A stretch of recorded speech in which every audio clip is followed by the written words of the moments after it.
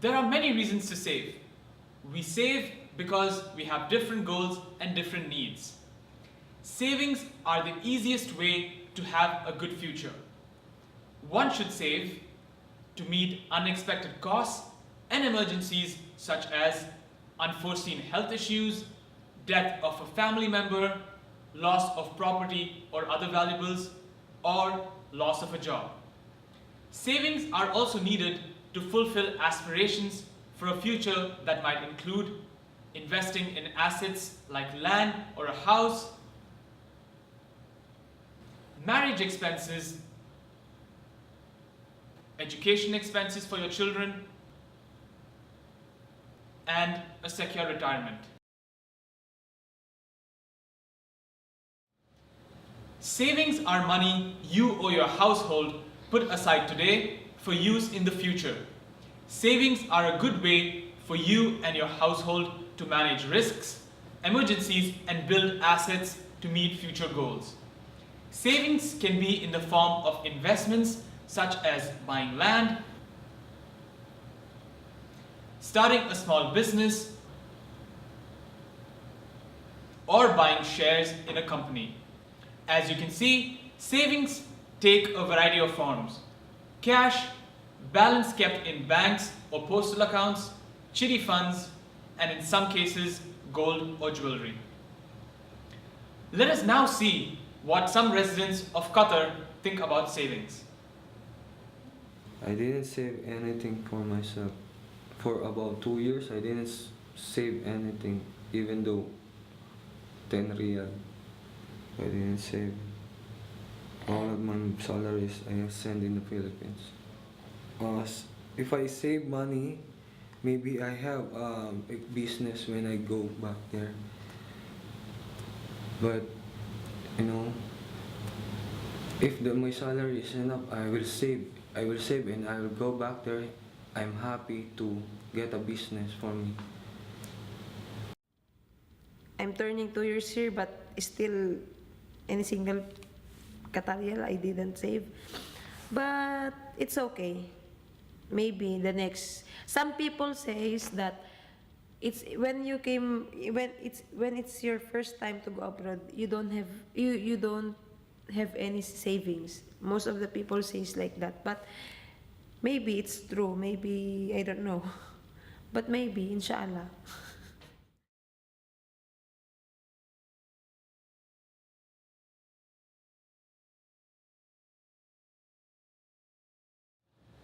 Now we have an idea of what savings are and why you should save. Before you start saving, you need to have a goal in mind. Let us start with a small exercise. Take a piece of paper and in the next 15 seconds, write down the financial goals that come to your mind.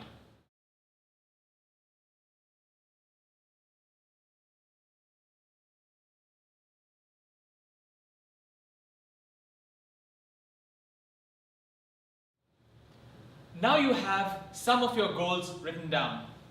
Look at those goals and think about how much time and money you need to reach them. Are your goals short-term or long-term? Short-term goals are those goals that you need to meet in a few days or weeks. Some of the short-term goals migrants have include buying groceries, paying school fees, or paying house rent. On the other hand, some migrants have long-term goals that need more planning and bigger savings. These goals might take more than 3 years to achieve. Some of the common long-term goals are buying a house, buying property, or repaying a loan. Now you know what short-term goals are and what long-term goals are. On the same piece of paper, write which of your goals are short-term and which are long-term.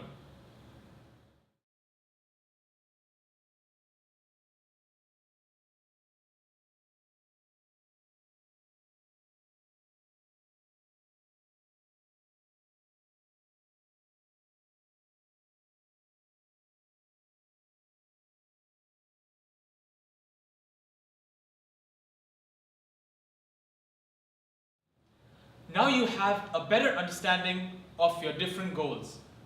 Being migrants in Qatar, is it difficult to save here?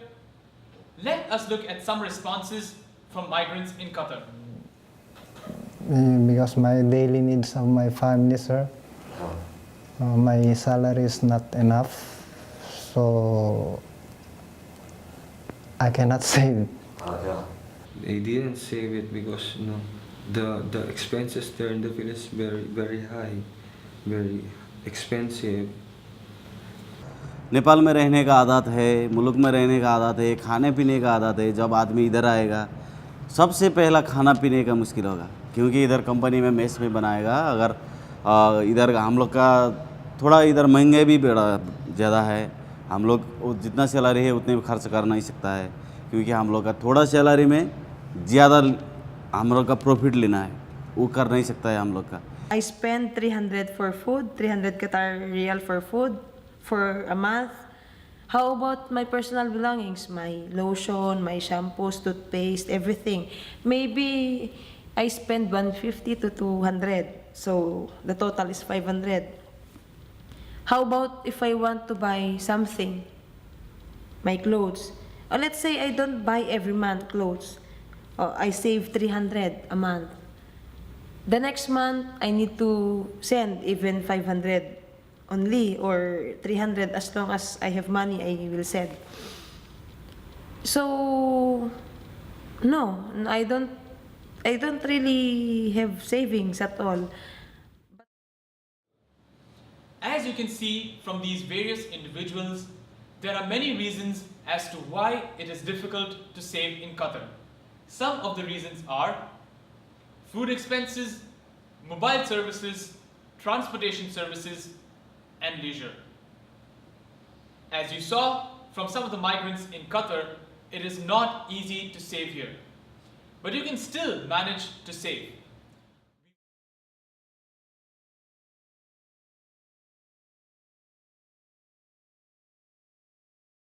Initially, when I asked them, what is the saving and are you in a position to save, people will say, no, we cannot save. Why? Expenditure is more, so we cannot save. The same people, after telling all this, they are saying, if you keep away a certain amount of your earning first and decide to live within the balance amount, can you save? Then they are saying, yes, it is possible. So each and everyone can save from their earning if we decide to save first and spend later. There are many opportunities to save here in Qatar, and we will explain 2 simple rules that will make it easier for you. These rules are basic and most of you might already know them.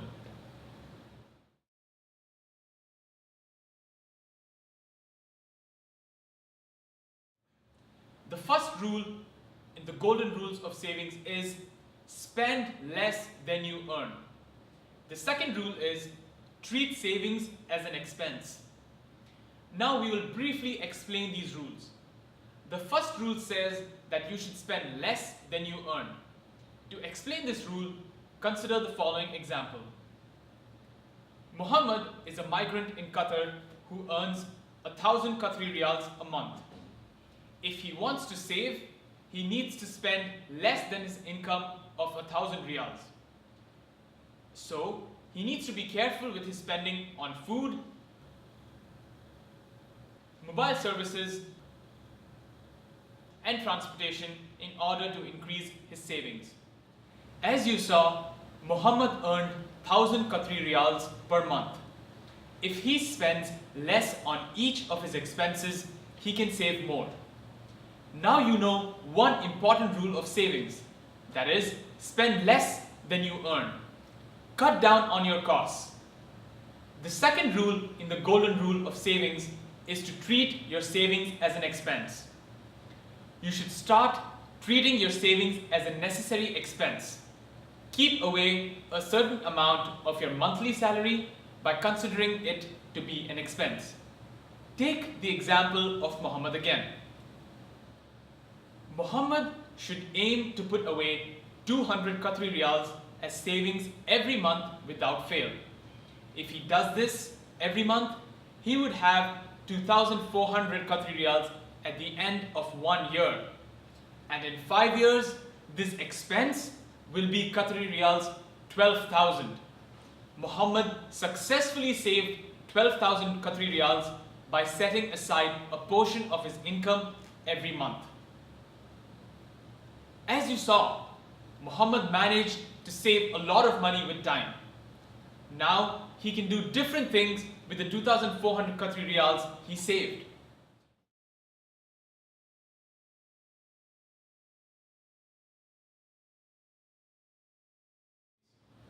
The best formal saving service is a bank.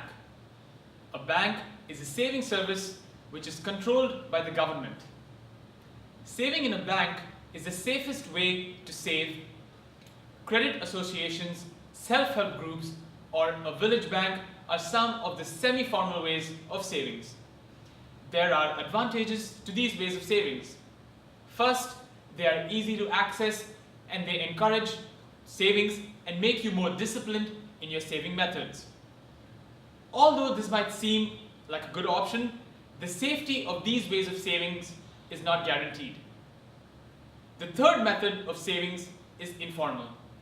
They include putting your savings at home, for example, in a safe.